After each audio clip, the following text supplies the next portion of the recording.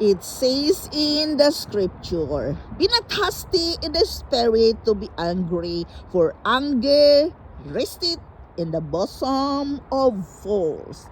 This is just a reminder to each and every one of us that when we are prostrated, we are fast to get angry. It says, be not hasty in the spirit to be angry, for anger resteth in the bosom of fools.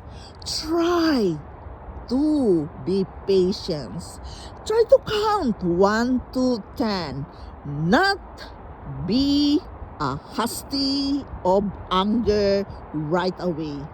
Give yourself a time to think about what's going on right now. Be not hasty to be angry.